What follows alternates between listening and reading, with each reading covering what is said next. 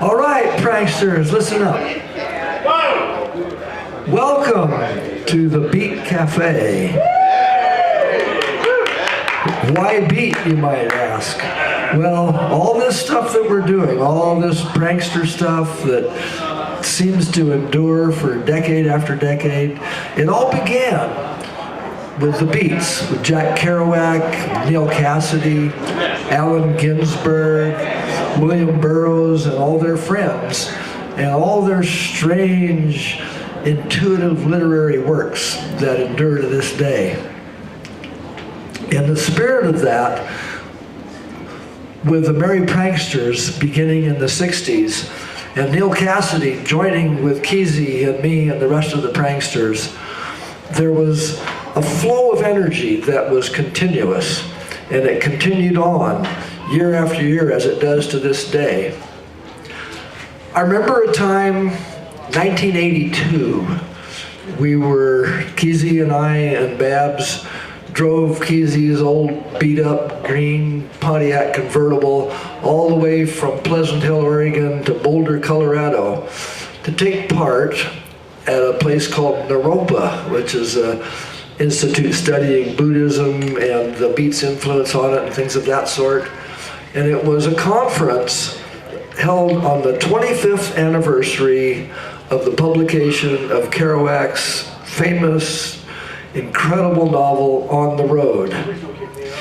And we were there to take part in this as, in some way, having sort of inherited the mantle, as it were, of this movement, this literary and psychic, ongoing, freeing event that we were all participating in. We got there late, of course, as we almost always did. The fact that we got there at all was somewhat amazing in the beat-up old car. We didn't quite make it home. I think we had to finally tow it a little bit, or at least it was howling and dripping oil. Because I know that the week after we got back, I had to go to the nearest junkyard and get a whole rear end out of a Cadillac and put that into the Pontiac so he could keep driving it. But that's not the point. The point was that while we were there, we met a young man who, although young in years, was broad in mind and clear of vision. So clear in vision that he hitchhiked all the way from someplace in Canada, I think. Vancouver, I'm told, which sounds right. Only about 500 or 1,000 miles farther than we had come. And of course, it had only taken him 5 or 6 hours less time to get there hitchhiking than we did driving, non-stop, straight through.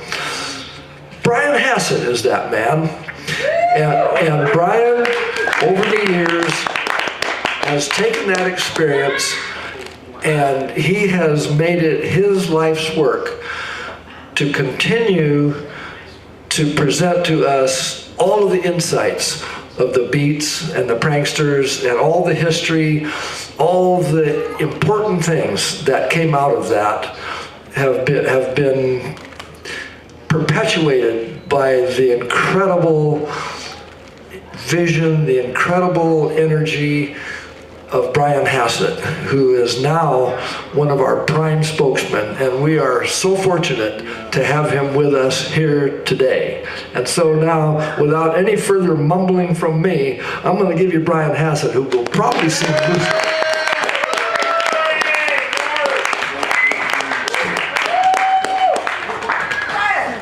And we love him.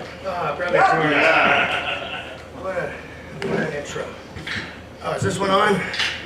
Gonna ring a big ding, calling out from Sing Sing, gonna have a spring fling, kinda have an inkling. Everything is gonna sell, coming out the dripping well. Middle East a burning hell, clanging morning warning bell.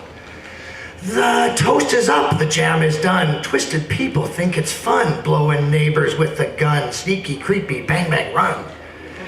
B for bombing and belabor, S for slitting with a saber. I don't know, but love thy neighbor seems to me was from your labor.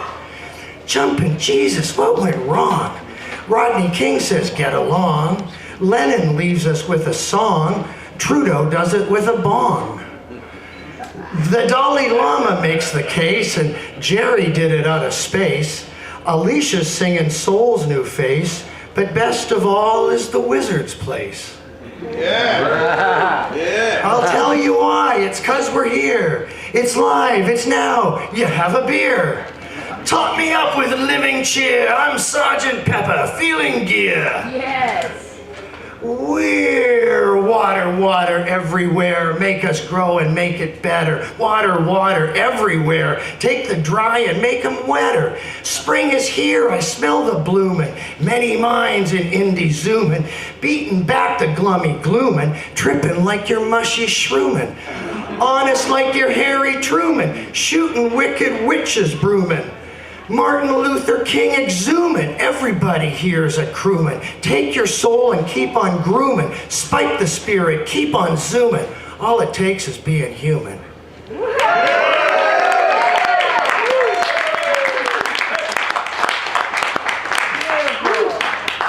Well, welcome to Prankster Wonderland 3.1.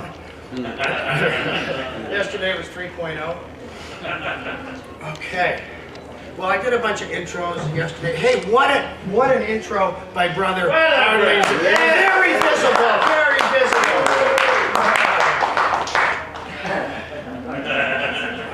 So here's the adventure, which was so great to write this, and then have someone who I shared the adventure with, who was there for the whole thing, read it. And love it. And I can't remember. Oh, I think Jamie Cassady first got you the copy out at that thing. And then I was like, and I didn't hear from him afterwards. And I was like, oh, did he read it? I thought like she gave it to him, and I don't know what. So then I somehow get in touch with him like about a month later, and I said, did you ever read it? He said, yeah, I read it cover to cover, nonstop, as soon as I got it. I loved every minute. All right. So that was great to know. Oh, and just one little funny parenthetical. I ran every section in the book. I sent to, if it was about Kesey, I sent it to Zane or whatever, to McClure and the Ginsberg estate and the Cassadys and everybody, to make sure that it was accurate to their memory. And of all the stuff I wrote in the book, I was only one correction I ever got back of all of those, courtesy submissions to everybody. Was Zane wrote back, and I had them in a sunken, I remembered the sunken living room at Kesey's house. And Zane wrote back, no, the living room is all level. It was a raised dining room. Who the hell? Yeah. Who the hell has a raised dining room? I don't know. But, It's not a secret one. it's not going to sink the ship. Okay, so. What's heckling up here? So George and I just started jamming once. Well, where did we first see each other? Was it Cosm? Yeah, Cosm. Or no, film screening before that. But anyway, we met up last summer for the first time in 30 years. Yeah. And then just yesterday we started jamming on doing some show ideas, and we're going to do that Beat Museum show on June 2nd. It's Tsunami and Eugene. But then yep. I got my ticket. Great. Get them fresh before they go on. So where did the things go? Sorry. I'll shut up with that. You add to everything. Thank you. So we came up, we were just jamming yesterday, and I thought, wouldn't this be fun? Because this is one of Neal Cassady's best friends. And you, George, you said one time, and I thought about it, I think it's true that you probably drove in a car more miles with Neal Cassady than anybody living or dead. And that is probably true. I don't know about dead. I don't know how much. He ain't alive, I'll guarantee you. That's for sure. So I thought, wouldn't that be fun? Because this guy is so Neal and channels Neal. I'll do the Jack stuff, and he's going to do the Neal stuff, and we're going to read. Yeah, we're going to do a little part of On the Road. This was where they're going from Denver to from San Francisco to Denver. In one of those kind of drive-away things where you split the car with a couple of other people. to split the cost, because of course That used to be a common thing. There were these agencies where they were in the yellow pages, drive away. You'd call them up and they'd give you a car, and all you had to do is buy gas and deliver the car wherever they wanted it, and everything else was gravy in between. And boy, more or less. I wrecked a couple of those. As did Neal, famously in On the Road, that poor bloody Cadillac that they drove San Francisco from Chicago.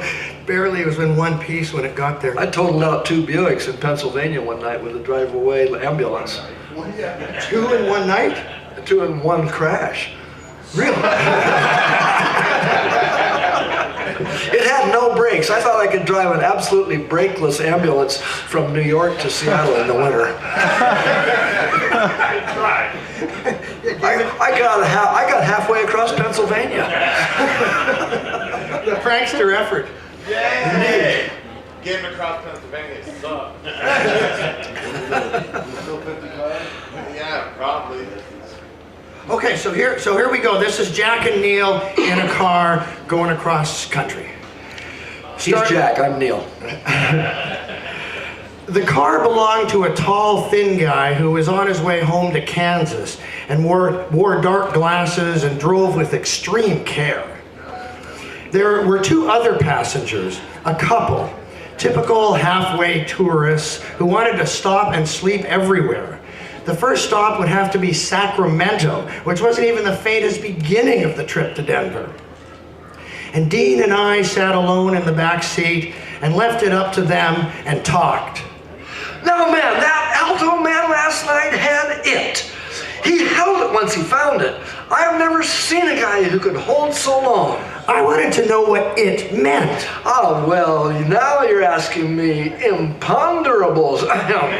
Here's a guy, and everybody's there, right? Up to him to put down what's on everybody's mind. He starts the first chorus, then lines up his ideas. People, yeah, but get it. And then he rises to his fate, and has to blow equal to it.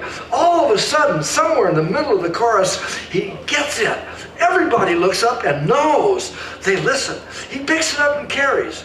Time stops. He's filling empty space with the substance of our lives, confessions of his belly-bottom strain, remembrances of ideas, rehashes of old blowing. He has to blow across bridges and come back and do it with such infinite feeling, soul exploratory for the time of the moment that everybody knows it's not the tune that counts, but it. Dean could go no further. He was sweating telling about it. Then I began talking. I never talked so much in all my life. I told Dean that when I was a kid and rode in cars, I used to imagine a big scythe in my hand and cut down all the trees and posts and even sliced every hill that zoomed past the window. Yes! I used to do it too, only different size. Tell you why. Driving across the West with the long stretches, my sides had to be immeasurably longer, and it had to curve over distant mountains, slicing off their tops, and reach another level to get up further mountains, and at the same time clip off every post along the road, regular throbbing poles. For this reason, oh man, I have to tell you now, I have it. I have to tell you the time my father and I had a piss-poor bum from Larimer Street, took a trip to Nebraska in the middle of the Depression to sell fly swatters, and how we made them. We bought pieces of ordinary regular old string and pieces of wire that we twisted double and little pieces of blue and red cloth to sew around the edges, and all of it for a matter of cents in a 5 and 10, and made thousands of fly swatters and got the old bums jalopy and went clear around Nebraska to every farmhouse and sold them for a nickel apiece, mostly for charity. The nickels were given to us, 2 bums and a boy, apple pies in the sky, and my old man in those days was always singing, hallelujah, I'm a bum again. And man, now listen to this. After 2 whole weeks of incredible hardship and bouncing around and hustling in the heat to sell these awful makeshift fly swatters, they started to argue about the division of the proceeds. And I had a big fight on the side of the road, and then made up and bought wine and began drinking wine and didn't stop for 5 days and 5 nights while I huddled and cried in the background. And when they were finished, every last cent was spent, and we were right back where we started from, Larimer Street. And my old man was arrested, and I had to plead at court to the judge to let him go because he was my pa and I had no mother. Sal, I made great mature speeches at the age of 8 in front of interested lawyers.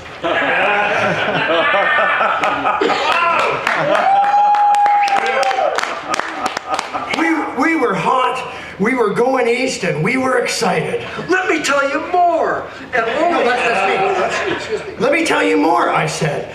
And only as a parenthesis within what you're saying, and to conclude my last thought. As a child, lying back in my father's car in the back seat, I also had a vision of myself on a white horse, riding alongside over every possible obstacle that presented itself. This included dodging posts and hurling around houses and sometimes jumping over when I looked too late and running over hills, across sudden squares with traffic that I had to dodge through incredibly. yes, yes, yes. Breathed Dean ecstatically. Only difference with me was I myself ran. I had no horse. You were an Eastern kid and dreamed of horses, of course. We won't assume such things. As we both know, they are really dross and literary ideas, but merely that I, in my perhaps wilder schizophrenia, actually ran on foot along the car and at incredible speed, sometimes 90, making it over every bush and fence and farmhouse, and sometimes taking quick dashes to the hills and back without losing a moment's ground. We were telling these things and both sweating.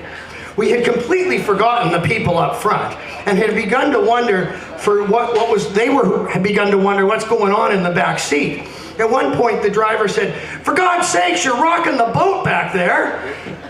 And actually, we were. The car was swaying as Dean and I both swayed to the rhythm and the it of our final excited joy in talking and living to the blank, tranced end of all innumerable, riotous, angelic particulars that had been lurking in our souls all our lives. Oh, man, man, man. George Walker is Thank you, Brian. Brian Hassett. Hey, Brian, you can't afford this guy. He's damn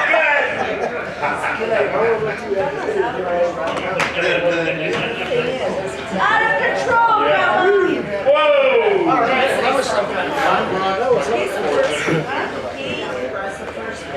Oh, man. I think we're going to have some good shows this summer. No kidding. Okay, so I did this yesterday, and this is the part of some jazz.